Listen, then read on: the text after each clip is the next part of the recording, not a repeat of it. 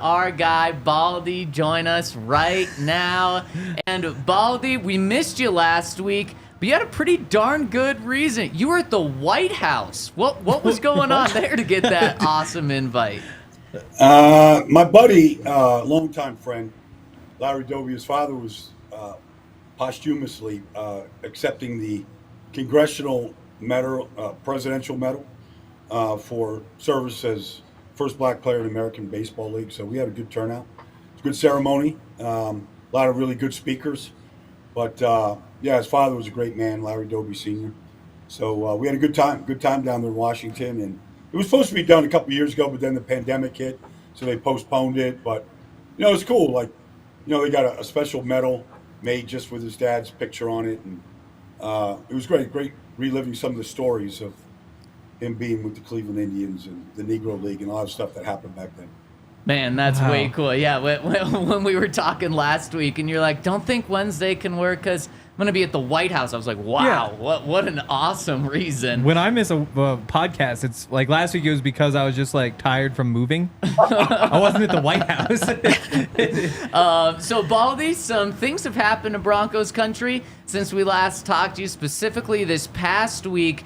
What I want to know is this defense on Saturday, after looking really good, elite for many weeks, they look closer to that defense against the Dolphins in week 3 than they really did from that elite defense. Why was that? What did you see that really had the Broncos defense or allow the Lions to shred them?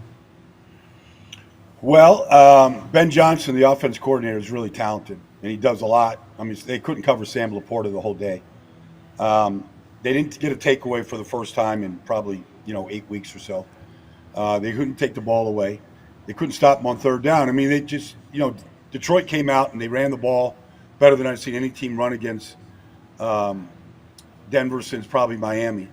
And I don't think a lot of people thought that, but Jahmyr Gibbs is talented and David Montgomery's hard to tackle. So, like, they got it rolling. And if you don't affect Jared Goff in that offense where you're getting to him and you're getting the ball out of his hands or you're forcing, interceptions, and that offense is allowed to stay on the field, the playmakers and the way that they attack, it's just different than everybody else.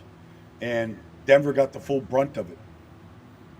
Yeah, Baldy, on the offensive side of the ball, we effectively saw the Broncos score 3 touchdowns in a row, and then they were still forced to kick a field goal. And you've said before that Sean Payton, he is intense when it comes to red zone offense. He is maniacal, is what you've said. He wants to score touchdowns. So how do you think his expectations in the red zone really impacted that interaction that we saw between Sean and Russ? Because a lot is being made of what happened. Yeah, no, I agree. And, we're never probably going to know. But that's a part of it. I know whether it's on Russell for guys not, whether Quinn is offsides, not offside. I mean, I don't know the source, but the emotion comes from not being able to score. Like, I think they could have cut it to 28-14 at that point. I forget exactly. But that the emotion comes from exactly that.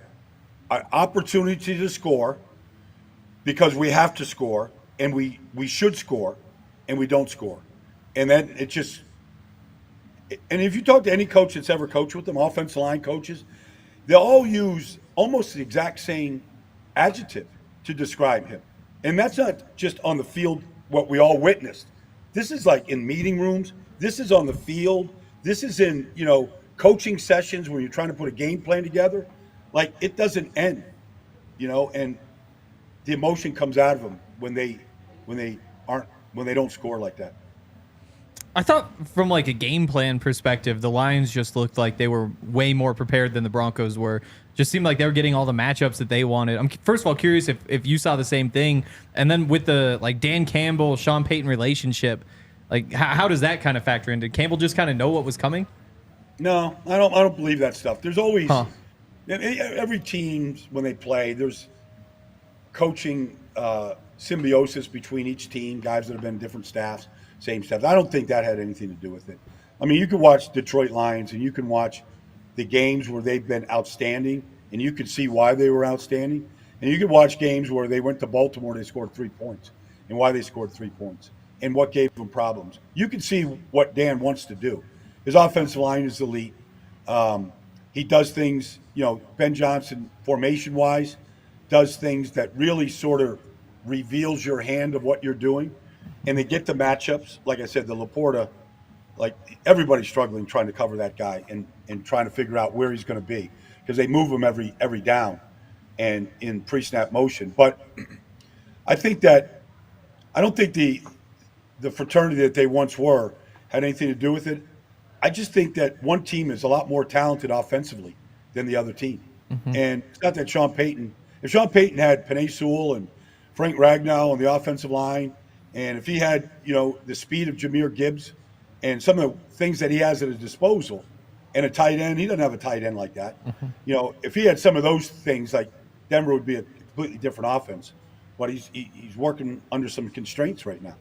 Baldy, you talked about just how talented the Lions offense is. Now the Broncos defense goes from facing an offense with so much talent everywhere to a Patriots offense that is simply the worst in the NFL. I know their defense is good, scary, elite. They can keep them in every single game.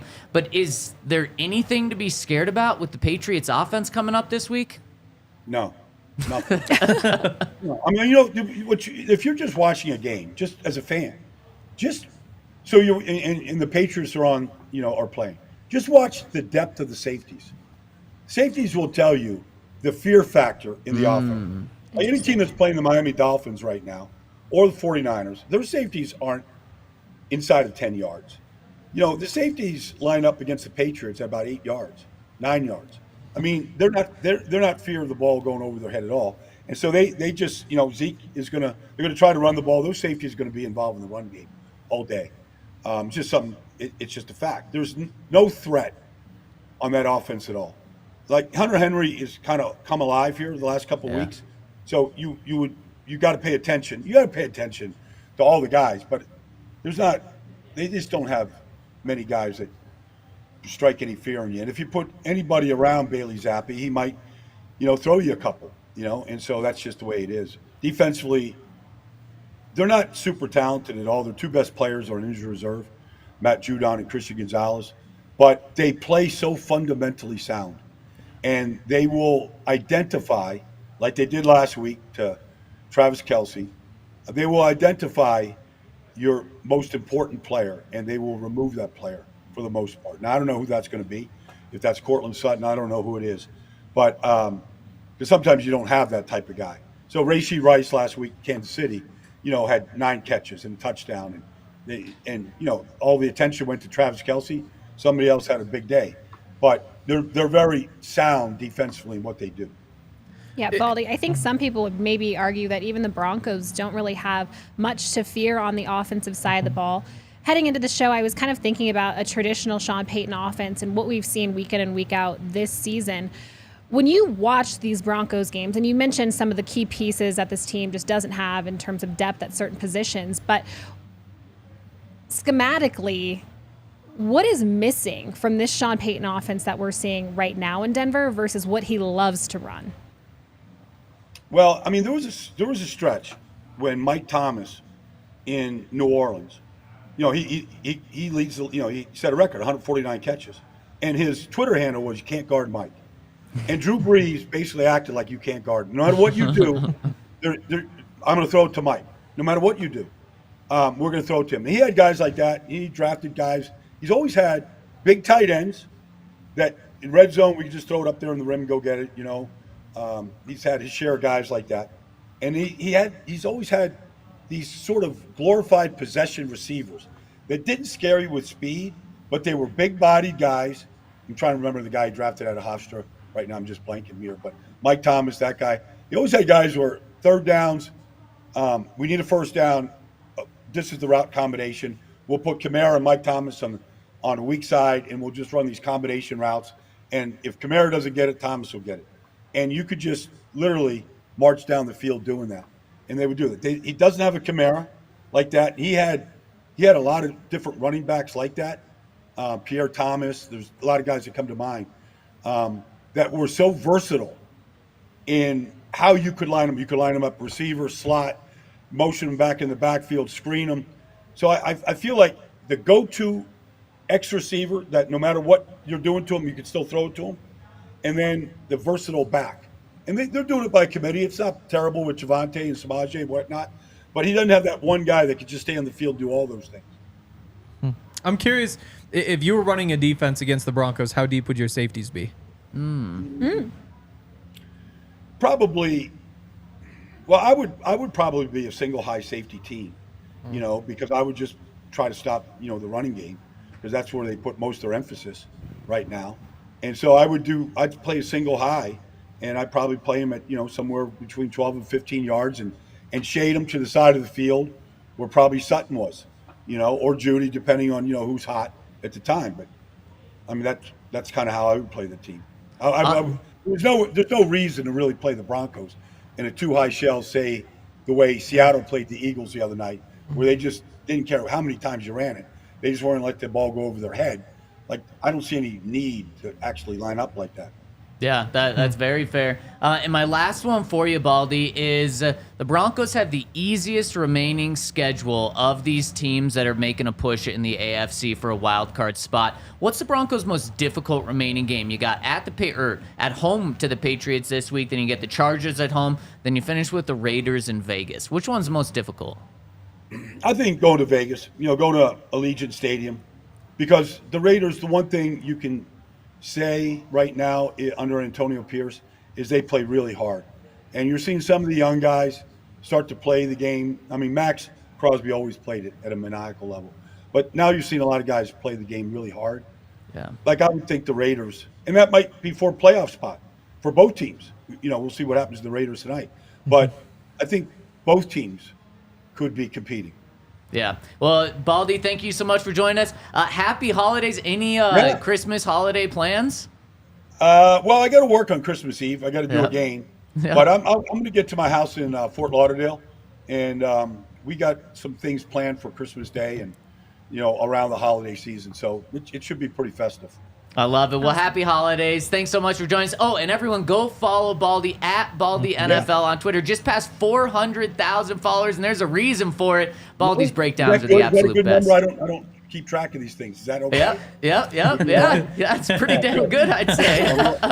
It's another reason to celebrate on Christmas. I'll do that too. I love it. Thank you, Baldy. Thanks so guys. much for joining with us. Thanks, Baldy. Oh, man.